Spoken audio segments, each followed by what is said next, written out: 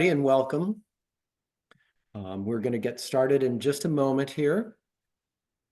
Hopefully you have tuned in to hear Mike Coulter from Great Marsh Institute talk about his ongoing scientific project, and I'm going to introduce him, and then we'll get going here in just a moment.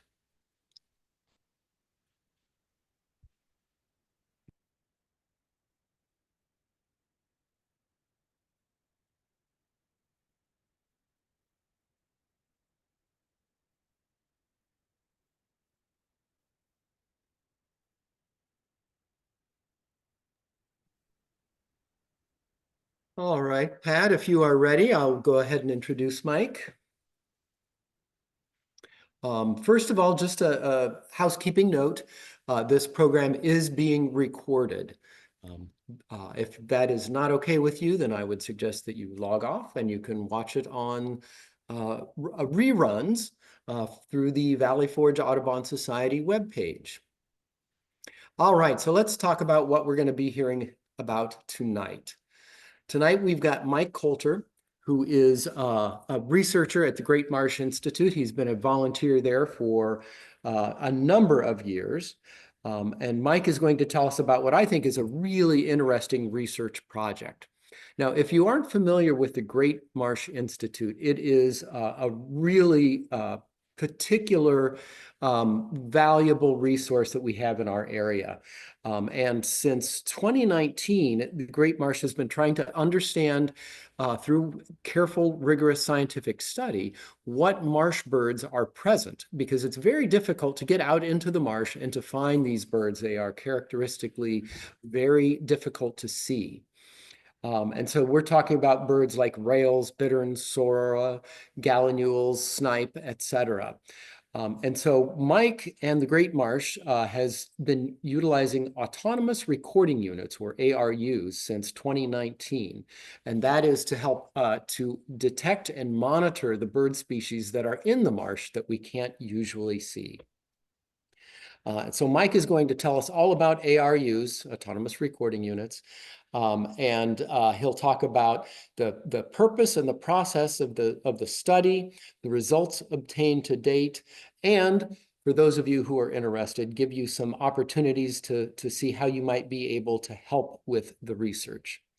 Now, at the end of his presentation, we will have a question and answer session. So I would just ask that everyone remain muted. Please keep your video off, and you will have a chance to ask those questions at the end of the presentation. So a little bit about Mike. He's actually been birding and surveying the birds there at Great Marsh for a number of years, like 13 years or so. And the really nice thing that means a lot to those of us who volunteer with the Valley Forge Audubon Society is that he was influenced early on by some Valley Forge Audubon Society members such as Neil Thorpe and Joe Hudson. And he's been passionate about birding for over the past 25 years. So Mike, with that, thank you for being here and take it away. Great. Thank you so much, John. Welcome, everybody. And like John said, I'm going to go over what we do here at Great Marsh and go over the process and some of the results we have from this sound studies that we're doing here. And for those of you not aware of the Great Marsh, it is the largest freshwater marsh in southeastern Pennsylvania. It's over 700 acres of primarily cattail marsh and just supports a host of species. In terms of bird species, we have recorded over 195 bird species on the property, including many rare species. But it also hosts a number of other important animals as well. We have beaver, we have river otter, we've seen bobcat on the property, as well as mink. And so just a spectacular, unique piece of property.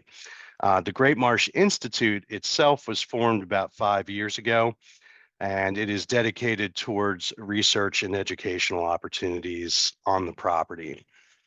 We are a nonprofit, and yeah, so that's what we've been doing. We have researchers doing water quality research. I do the bird research. We've had other ornithologists do research on different species on the property, and completely protected. It will never be built on, and just an exciting place. So in terms of the work I'm doing, I'm using the ARUs to detect uh, the marsh species, particularly the marsh species. That's what I focus on.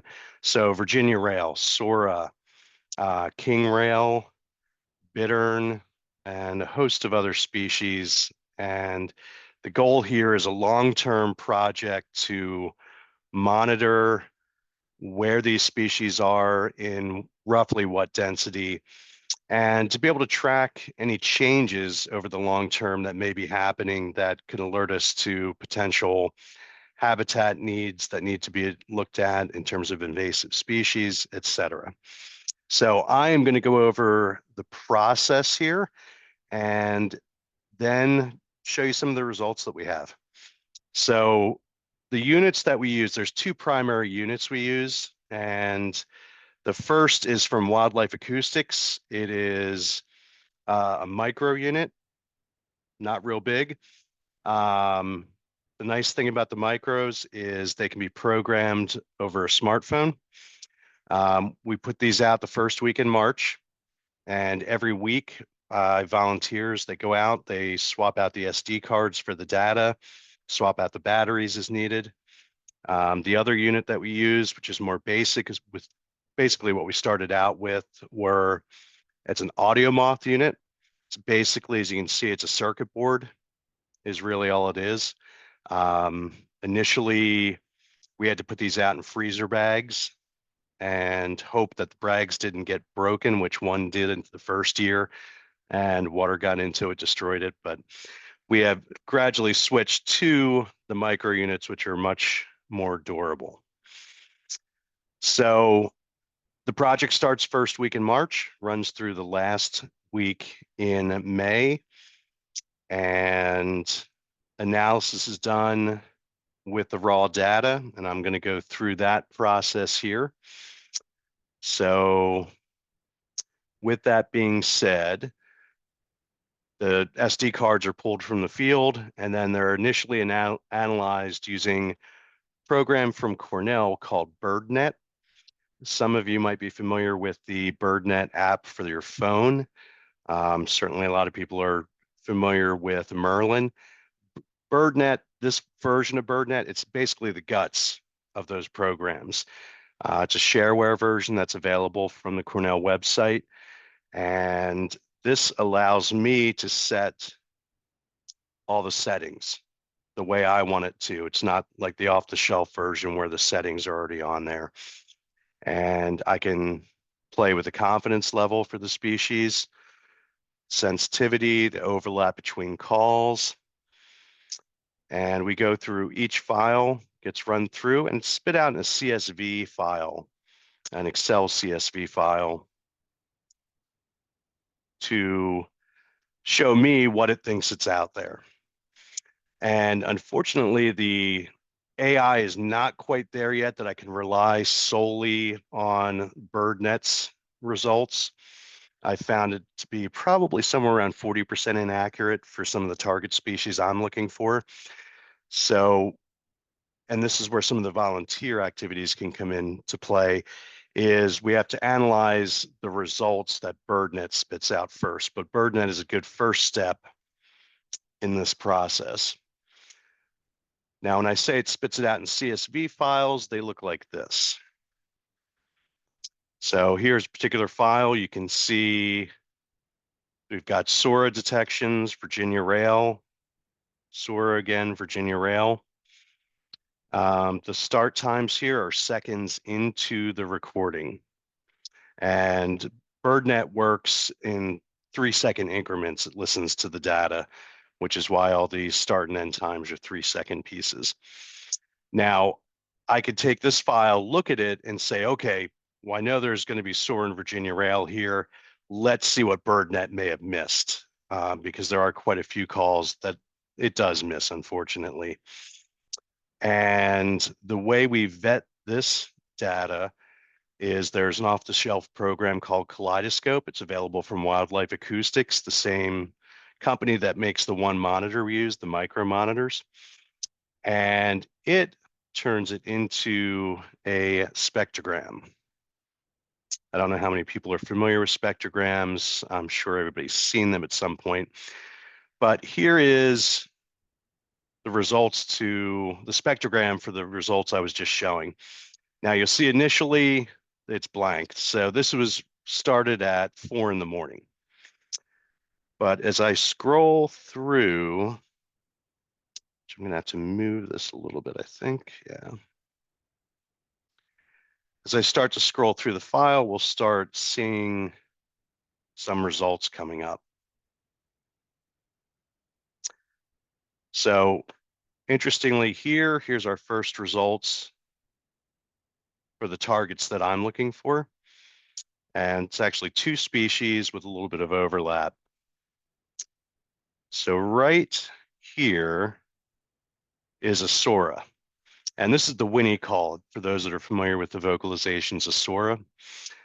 This starts with the initial note here and the downward trill that comes after it. So that's a detection here.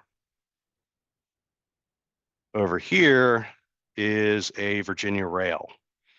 And this is giving its territorial grunt call, most likely in response to the Sora calling out. And that's what we're looking for in the spectrograms. It's a tedious task at times. Sometimes you'll have a file where you'll have hundreds of calls in a single hour-long period. That may take 2.5 hours to go through and vet the results. But it does get easier with time once you learn how to do it. It's more like reading sheet music eventually, in that you don't really need to listen to these recordings. You can if you'd like, but you get to recognize the patterns here. And with practice, you can scroll through. There's another Virginia rail right there. There's another Sora, another Virginia rail. And basically that would be the process that we're using to vet the results that come from BirdNet. And what do we do with this data? It all goes into a spreadsheet here. And this is the master spreadsheet. So this is 5 years worth of data in here. You can see over 35,000 individual detections, individual vocalizations are on this spreadsheet. And on this, we're recording the date, the start time of the recording, the timestamp, which would be how far into the recording the detection started, which will give you the actual time of the detection. And of course, we have the file, point it came from, the species, and we're not just looking at species alone here. I'm also recording the type of call that we're getting. So the Virginia rails have 2 primary calls. One is a grunt call, which is more of a territorial type call. It's used against other males. It can also be used with the female to let the female know where they are. Same with the Sora. You have the per weep call, which is more like a song for Sora. And we have what was in the other recording. Don't need to go too far up here, which is the whinny call, which again is more of a territorial call for the 2. And the reason why I sort these 2 things out is you can really see the activity as the birds are coming in, as they're setting up territories, and as they have territories set up, they switch to the more territorial calls. And again, the primary function of this now is for us to be able to track throughout the marsh where the birds are and look for trends.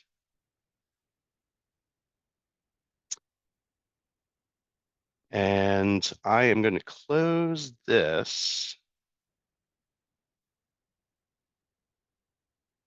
And I'm sure everybody is wondering, well, what are you doing with the data? I'm going to open this Power BI. We had a volunteer actually from Valley Forge, one of the fathers of one of the youth group members, who put this Power BI together for us. And it just takes a second to load up here.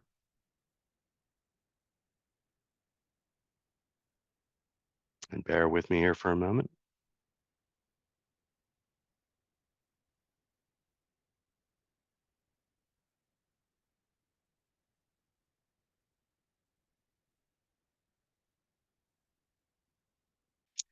And this is our dashboard that's been built for us. And a lot of data in here that we can look at in a lot of different ways. This is the data to date from 2020 through 2024. The species that we've picked up in the recordings, at least, have been Virginia rail, Sora, sandtail crane, which interestingly, Great Marsh appears to be an annual stopover in spring migration. We've had multiple sightings along with the recordings, usually of them coming in for a single night, spending the night, taking off in the morning. We also have marsh wren, alder flycatcher. And you can see here over 35,000 detections are in this. And here is a map of where all the detections have come from. For some perspective here of those that are not familiar with the property, here is 401. Here is the turnpike. This is the rest center on the turnpike. So the Great Marsh property runs from about here all the way up through here, and the marsh runs up to the north here. Now, fortunately, Valley Forge was kind enough to give us a grant this year to get 4 more units. And so we're going to be able to expand some of these points into the upper areas of the marsh here to get a handle on what species are up there. The larger the circles, the more detections there are in those locations.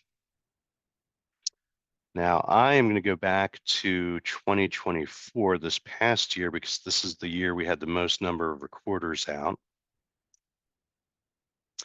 There were 7 primary points. 1, 2, 3, 4, 5, 6, 7. We did have a recorder out here just for a few weeks until I moved it. So this was the coverage last year.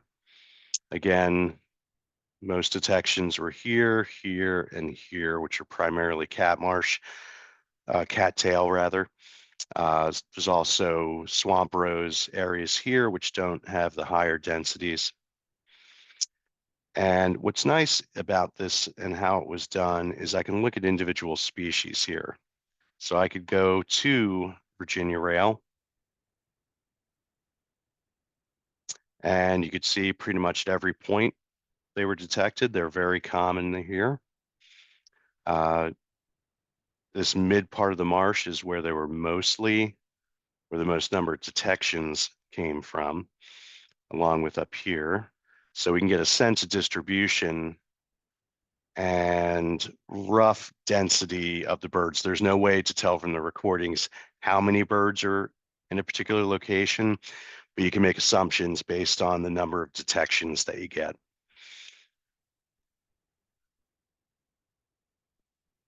So digging in a little bit deeper here, we can look at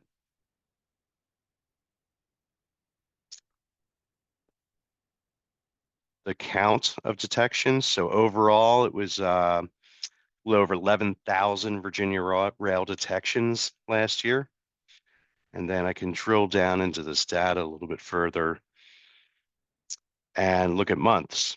So March, about 5.8 thousand detections in March, slowly dropping off in April, dropping off further in May, and then by June, we're done done the project for the year. Now, there are resident Virginia rails here. So what you're seeing is March when they come in, that's when they're aggressively trying to set up territories. And I can dig into March here and look at when in March are the Virginia rail most vocal. So it starts off with just a few detections the first week, a little bit of a spike the second week, another little spike the beginning of the third week, and then a big spike the last week in March. And again, that's as the birds that migrate into the property are arriving and starting to vocalize. Now I can also look at when are they most vocal in terms of time of day. So actually, I'm going to go back here to this real quick. Yep, that's in March. Okay, so that's good.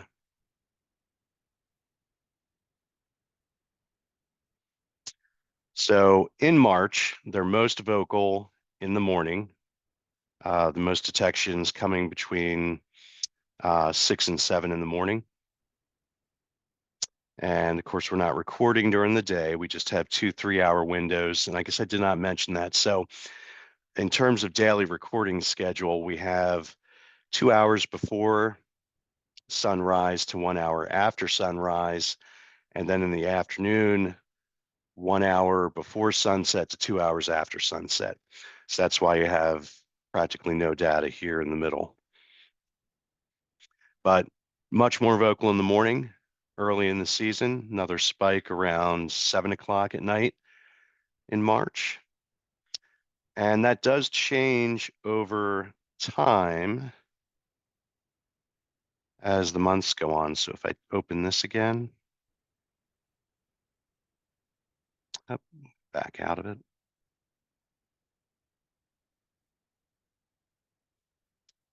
And let's go to May. You can see there's a spike the first week of May, and then it really drops off as they're settled in, actively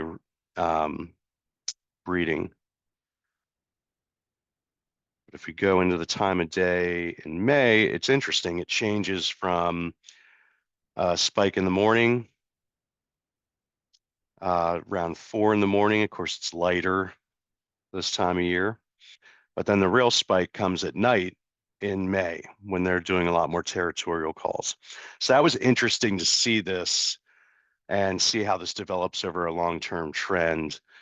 Not something I really thought about until we put this project together, and just an interesting pattern into the daily lives of the Virginia rail.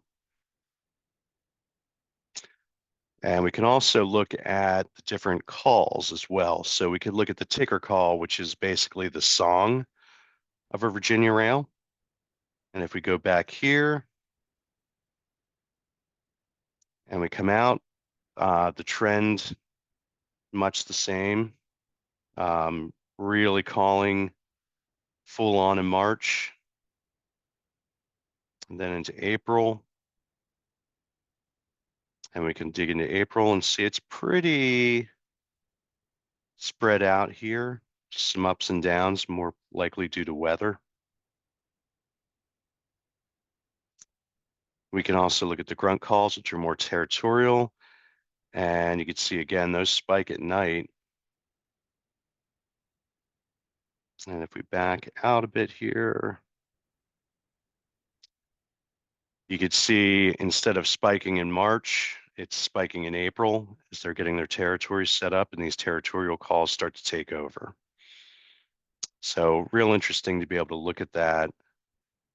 And we can also look at SOAR and see some of the trends there. SOAR peak in April with their calls. And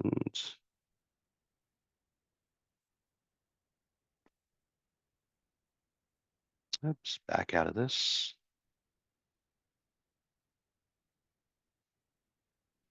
So in April, pretty much the third week in April, that's when the SORA are moving through. That's when they're the most vocal at Great Marsh.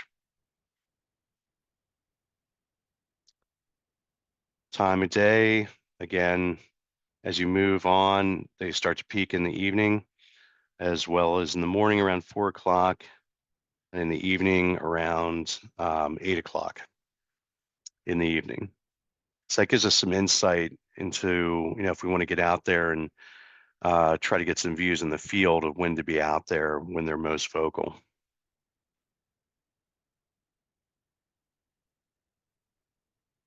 And we can look at the distribution of Sora as well. And interestingly, the Sora are more concentrated in the upper areas of the marsh here, where the water levels are a little bit lower. So where your Virginia rail will really focus down here, while they were distributed throughout, the Virginia rail were more focused here. The Sora kind of go up the marsh a little bit, which is going to be exciting this year to get some recorders up in this upper end of the marsh and see how that factors in.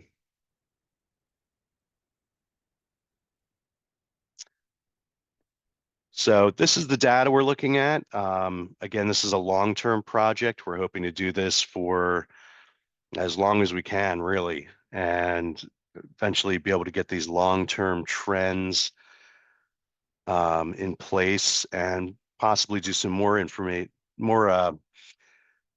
possibly papers as well in the future in terms of what we're seeing in terms of vocalizations, hopefully add to the knowledge base that's out there in general as we get more data in. And might be cutting a little bit short right now, but that's in a nutshell what we're doing. I guess we can go to question and answer at this point. Do we want to do this with questions submitted or Yeah, open it up? Mike, hey, it's John again. Yes, let's do this as questions. If you have a question for Mike, please type it into the chat and send that. And Mike, I'm happy to read those. Oh, Read perfect. those Yeah, I to don't you. see the chat here. Okay. Okay, no worries. So yes, thank you very much, Mike, for that. That was very interesting. I've seen parts of this presentation in the past, and I find it really interesting. And just I realized I forgot to introduce myself when I was introducing you, Mike. My name is John Worth. I am a volunteer with the Valley Forge Audubon Society. I do co-lead or lead bird watching outings and field trips. And I also serve on the Conservation and Community Science Committee of Valley Forge Audubon Society. And as questions are typed in, I will keep track of those, but I wanted to ask you a couple of quick questions, Mike. Yeah. One of the things that you pointed out is that BirdNet has a surprisingly high error rate. Did I hear 40%? That's my guess for the Okay, species that I'm looking at. fair Now, enough. I will tell you there are definite variations depending on the species. I'll give you an example, American bittern, which do stop by in migration. We haven't had any breeding on the property, but uh, probably 600 detections last year. Mhm. Some of them saying that it was with like 85% confidence rate. None of them were American bittern. They were dogs barking, Canada geese making noise that they BirdNet seems to have a problem with that real low Uh-huh. frequency, Okay, interesting. Now, is which it is good. I know that for many of the sort of electronic ways of recognizing the sounds, they're not listening per se, they're actually They're looking looking. at spectrogram, Mhm. right? Yes. Yep. Okay. Yep. And when you think about it, a spectrogram is no different than a recording. It's just what senses you're using to interpret it. Yes, it is. Absolutely. All right, we've got a few questions here, so we'll take these in order. How many recorders are you hoping to add, and do you take financial donations? That from Carol. We absolutely do take financial donations. If you visit the Great Marsh Institute website, there's a place there to button on there somewhere to do donations. I can pull that up here. At the top, I see it there on the right of that main banner. It said donate. Is that where it was? Or there's another. Well, you can go into the menu and hit donate here. So yes, this year, so we had 7 points last year.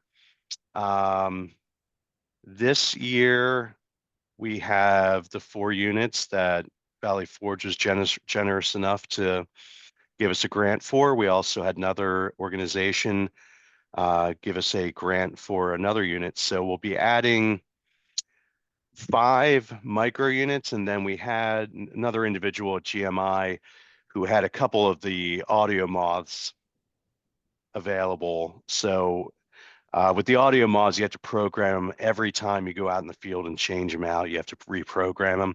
So there's 2 audio mods per point. So we'll be adding 6 points this year in addition to what we had, the 7 points we had last year. So 13 total this coming year.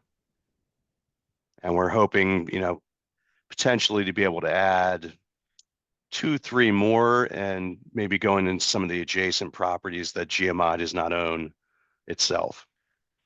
All right, thank you. And then Judy asks the question, why did you focus on these 2 birds? Do you plan to expand to more in the future? And I think she's probably asking about the examples that you gave of Virginia rail and Sora. Yes, so there are other species I've been listening for that we have not detected on the recorders. So we're also listening for black rail, yellow rail, gallinule, prothonotary warbler, and a host of other species that we're listening for, but we haven't detected them as of yet. We did get a king rail detection from 3 years ago, I believe. That's not on the dashboard here, but we did have a single king rail detection as well. So we're not focused specifically on these 2 species. They're just the most abundant and what have come up in the results. Excellent, thank you. And then Tammy asks, how do you extrapolate the total number of birds estimated to be in the marsh? You can't really do that from the recordings, unfortunately. I guess some people are experimenting with ways of having multiple recorders set up in a grid where you can get some software to triangulate where the calls are coming from roughly. But unfortunately, no, you can't really give a number of how many birds are on a recording. Other than that, occasionally there might be overlap in calls, so you can safely assume, well, there's got to be at least 2 birds there because they're overlapping, they're at different volumes, etc. But there's no way to concretely say how many birds are there. Okay, so you're detecting the occurrence of the species, not the Correct. abundance of the species. Correct. Okay. Now you can make some inferences based on the number of detections that you get. Right. You can say, okay, well, there definitely appears to be more Virginia rail at this point than there are at this point, but there's no way to put a number on it. Okay, great. Carol asks, do you foresee your project incorporating more AI tools in the future? Absolutely. I am hoping that BirdNet gets better and better. I know Cornell is working on it. This version of BirdNet that I have now, it was put out last year, end of last year, does have a training tab on it. So I'm going to work on taking our recordings and try to train the copy of BirdNet that I have to become more accurate and see how that goes. Okay. Excellent. That was actually one of my questions because, of course, when if you are an e-birder, if you use that approach, and submit recordings of birds that you have made while observing them, Cornell actually uses those recordings to train Merlin. I was kind of wondering what you could do with BirdNet to similarly train it to be better.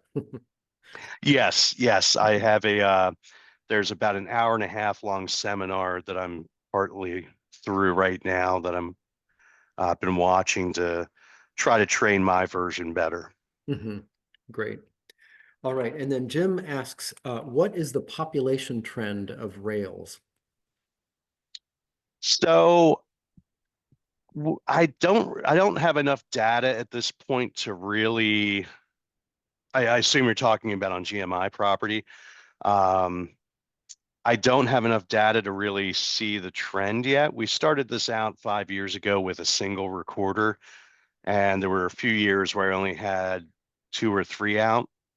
So we were kind of bouncing the points around during the year. But now we're at a point where we have enough recorders that we can really start over the next 3, 5 years, have a better sense of that in terms of Great Marsh itself. As an overall population, definitely a downward trend, just as development has been going on. More and more wetlands are um, not protected as they used to be. So we're losing some of the freshwater marsh areas throughout the country, really. But they're not in the risk of being endangered at this point, but definitely a downward trend, like a lot of other species, really.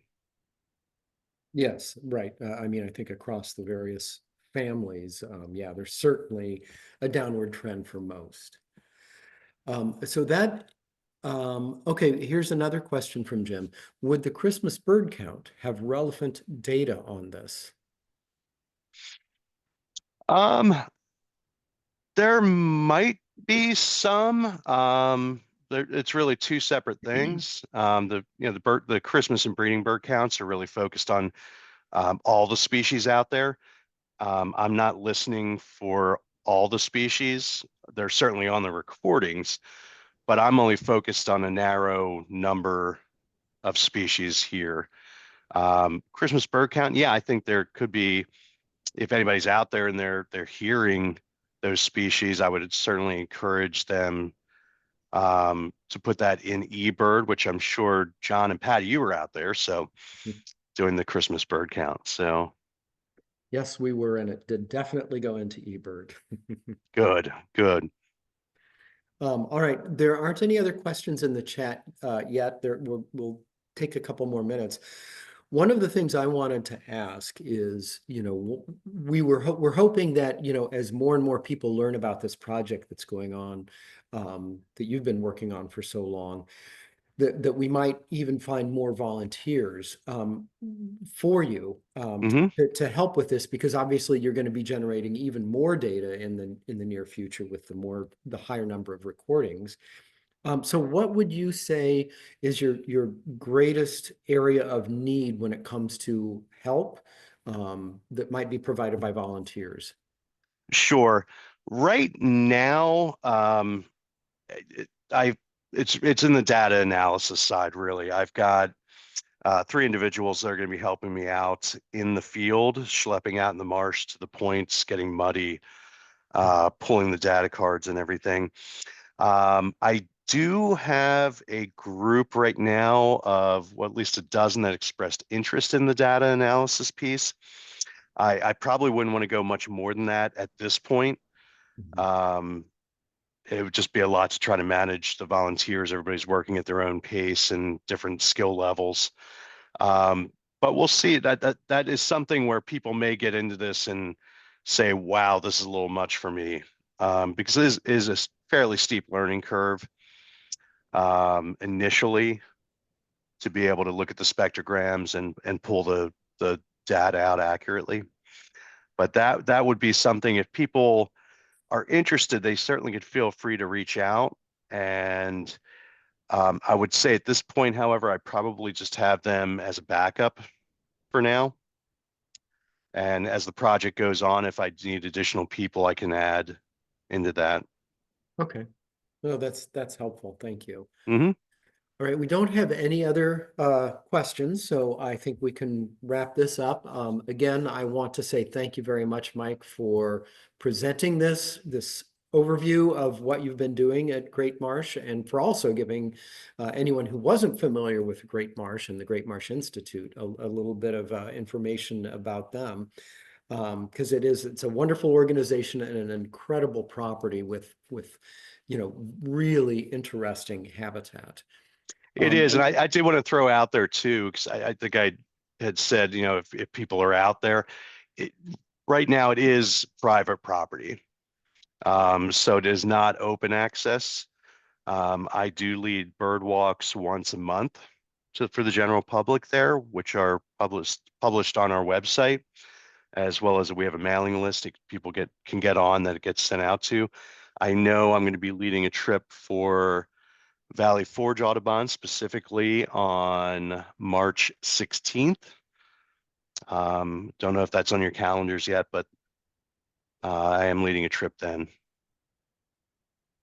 Yes, you are. That's where I was going with that, Mike. I was going to mention that there will be a Valley Forge Audubon Society sponsored bird walk that Mike will be leading, and the he really knows the property, and so it is really a wonderful opportunity to see the marsh. It's quite a lot of fun. The other thing that I would say, if people are interested in getting to Great Marsh, which again, restricted access because it's private, is you can always join myself, John Worth, and my wife Patty, because we do the Christmas bird count there every year. Now, obviously, we've done it for just a few weeks, months ago, but that's another way that you can get in and see what winter residents are around. And I see we've got a couple of other Mhm. comments here in the chat. We have love from the Sharon Audubon in Connecticut. Thank you for all you do. Appreciate the information. And a question from Lynn. She says, what determines the other birds you are listening for, such as the black rail? Well, so black rail, well, you certainly wouldn't expect them in Chester County. If they were to show up in Chester County, Great Marsh would be the place they would most likely come. I know there was a black rail detected in Bucks County, gosh, I want to say 6, 7 years ago. So it's not inconceivable that they could show up um, in the marsh. So we're just keeping our ears open, yellow rail, black rail, king rail, just any kind of marsh related species. Um, that's just what we're listening for in general. While we don't necessarily expect them, we don't want to be caught with our, not paying attention for them either. Of course. All right. Well, again, Mike, thank you very much for the presentation, and thank you to everyone who joined us to learn about this. If you want to go back and dig into it a little bit more, this recording will be made available through the Valley Forge Audubon Society website. All right. Thank you, everyone. Excellent. I did want to throw out there too. You mentioned someone from the Audubon up in Connecticut. If anybody has interest in doing this type of work on another property, I would be more than happy to connect with individuals and kind of walk them through what they would need and how to do it. Great. Thank you so much. Yeah, I mean, obviously, with the technology that is now available, there is much more that we can do that couldn't be done, even just a few years ago. Hmm. So yeah, I think the time is ripe for doing work like this. Absolutely. All right, thanks everyone, and have a good evening. Thank you, John. Thank you, everybody.